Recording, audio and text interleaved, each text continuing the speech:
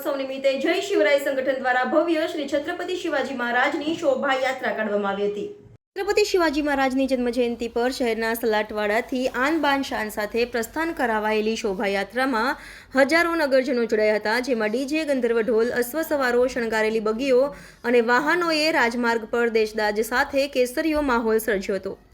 શહેરના સલાટવાડાથી છત્રપતિ શિવાજી મહારાજની પ્રતિમા સાથે ધામધૂમપૂર્વક પ્રસ્થાન કરાવાયેલી શોભાયાત્રાને પૂર્વ મેયર રણજીત ચવાણના હસ્તે ફ્લેગ ઓફ કરાયો હતો। શોભાયાત્રામાં પારંપરિક પરિધાનો અને કેસરી સાફા સાથે યુવાન યુવતીઓ જોડાયા હતા। બાળકીઓ, યુવાનો, યુવતીઓ જોડાયા હતા। શૌર્યના પ્રતીક રૂપે બાળકીએ હાથમાં તલવાર ધારણ કરી હતી। શોભાયાત્રાનું ગુલાબની પાંદડીઓ થકી ઠેર ઠેર સ્વાગત કરાયું હતું। કેસરીઓ લહેરાવતા યુવાધનને દેશભક્તિના ગીતોના તાલે નૃત્ય કરી દેશદાજના અનોખા દર્શન કરાવ્યા હતા। શોભાયાત્રાના પ્રારંભે રણજીત ચવાણ, ચંદ્રકાંત શ્રીવાસ્તવ, ભથુભાઈ, બાળુ સુર્વ, મનીષ પગાર, શ્વેતા ઉતેકર, રવિ દેવરે, શનિ પવાર સહિત વિવિધ ક્ષેત્રના મહાનુભાવો વિશેષ ઉપસ્થિત રહ્યા હતા। નિર્ધારિત રૂટ પરથી આગળ વધી શોભાયાત્રા રાત્રે બરાનપુરા શિવાજી ચોક પહોંચી સંપન્ન થઈ હતી। જય શિવરાય સંગઠન વતી આજનો આ કાર્યક્રમ આયોજન કરવામાં આવ્યો છે અને એમાં ના બે મુખ્ય કાર્યકર રવિ દેવરે અને શનિ પવાર લોકો કરી રહ્યા છે। છત્રપતિ શિવાજી મહારાજનું આજે જન્મદિવસ છે। 19 ફેબ્રુઆરી 1630માં એમનો જન્મ થયો હતો અને 1680માં એપ્રિલ મહિનામાં એમનું દેહાંત થયેલું। એટલે 50 વર્ષના ગાળામાં એમને સ્વરાજ્યની સ્થાપના કરી, હિન્દ સ્વરાજ્યની સ્થાપના કરી અને ભારત માટે એક મોટું નવું રાષ્ટ્ર ઊભું કર્યું। એમનું જે જીવન છે એ ચરિત્ર જ બતાવે છે કે એમનું કેટલું બધું જ્ઞાન હતું કે જે રીતે એ ગનિમી કાવતથી શત્રુને માત આપતા હતા એ જોઈને આપણને ઘણું શીખવાનું છે।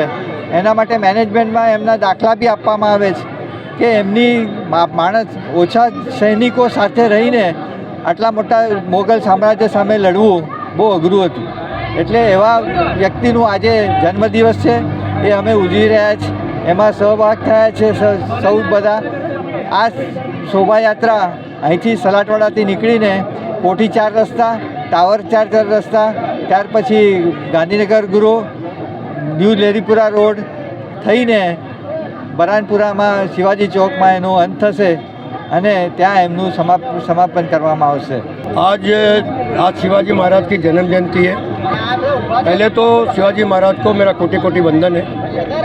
शिवाजी महाराज वो चिंगारी है जिसने इस देश के अंदर एक नई चेतना, एक नई प्रेरणा शुरू करी। उन्होंने कहा कि किसी के धर्म का अपमान नहीं करो, लेकिन हमारे धर्म पे आ चाहो तो उसको छोड़ो मत।